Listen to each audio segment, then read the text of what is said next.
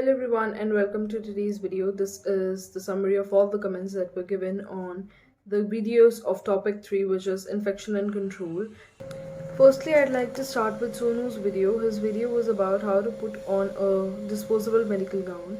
Two important points to notice in the video were one, that we are not supposed to wear any kind of wristbands or bracelets in an isolation unit, as they may contain thousands of bacteria in them.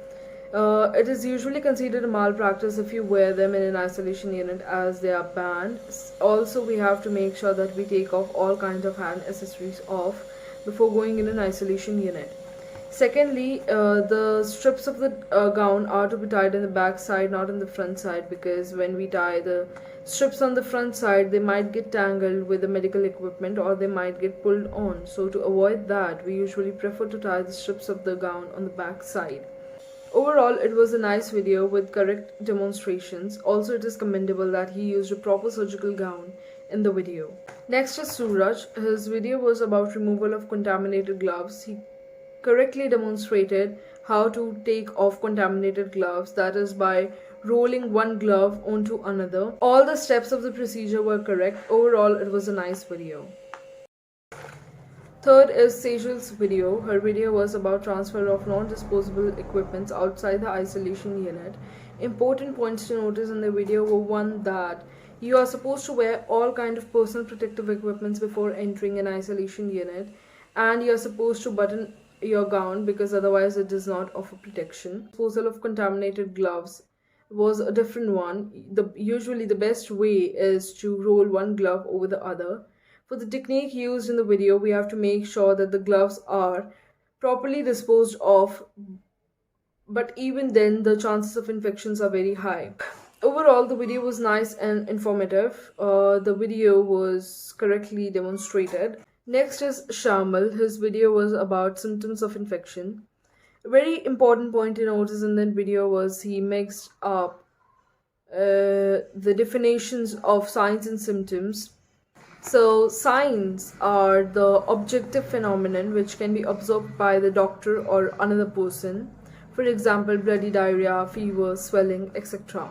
Whereas symptoms are more of a subjective experience. They can only be known to a person who is going through them. For example, nausea, dizziness, or headache.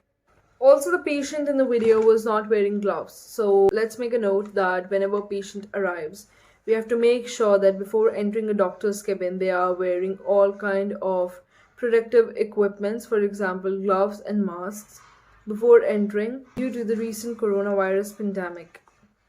And we have to maintain at least 1.5 meters of distance from the patient. The speaker is very confident and persuasive in the video, which is a nice thing. He has shown excellent communication skills. Next up is Vivek. His video was about how to wash your hands, how to properly wash your hands. First of all, sterilization of hands cannot be truly achieved with the use of hand sanitizers or just by washing them. There's only one way to sterilize your hands, that is to wear proper, special, sterilized gloves. Overall, it was a nice video. The demonstrations in the video were correct. He correctly demonstrated all the steps of the procedure. Next up is Vasu. His video was about how to put on gloves. A very important point to notice in the video was that the technique used in the video was on how to wear non-sterile gloves. It was not about how to wear sterile gloves. So the technique used to wear non-sterile gloves was correctly demonstrated, and it was a nice video. Next up is Shubham. His video was about how to wear on a mask. It was very difficult to understand what was being said in the video because of the background music. So for future reference, it is advisable not to use any kind of music in the video. However, it seemed that the demonstrations in the video were correct. So that's all. This was a summary of all the comments on the 7 videos that were presented in the class.